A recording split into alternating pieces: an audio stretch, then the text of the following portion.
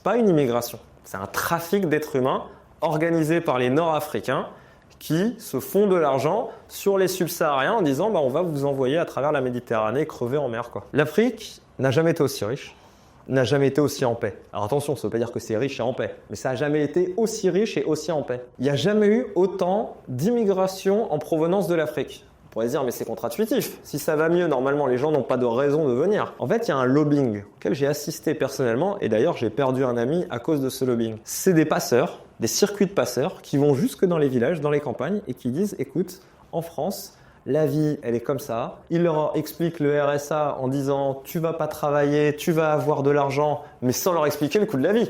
Ils leur disent tu vas avoir 600 €, mais le mec il pense que 600 € en France, on vit aussi bien qu'avec 600 € à Abomey au Bénin. Bien sûr, les gars ils sont contents, ils disent mais comment on fait? Ils disent c'est facile, tu me donnes 2000 €. C'est gigantesque 2000 €. Un salaire moyen en Afrique de l'Ouest c'est une centaine d'euros par mois, donc c'est tout le village qui s'est cotisé. Le passeur il se remplit des bateaux entiers, il se fait plus de 100 000 € sur un voyage et il n'a même pas besoin d'être présent sur le bateau. Il demande aux gens, il dit bon alors est-ce qu'il y en a un qui sait naviguer? Toi, allez. Ils leur mettent un petit moteur sur le Zodiac, va tout droit. Et même, ils expliquent aux gens c'est quoi le discours à tenir.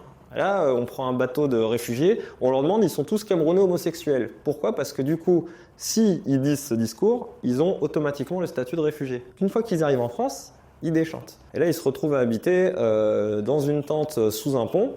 Sauf que là, il y a toute la famille qui a envoyé de l'argent. Le mec, il peut pas dire en fait, on a fait tout ça pour rien. Donc soit il se fait têche de France, mais il rentre pas dans son village. Très souvent, ils vont au Sénégal en se disant c'est moins loin et je retenterai la traversée. Soit tout simplement, ils mentent. Alors ils font des petits boulots à droite à gauche, ils gagnent rien et puis ils envoient de temps en temps 5 €, 6 €, 10 € au pays.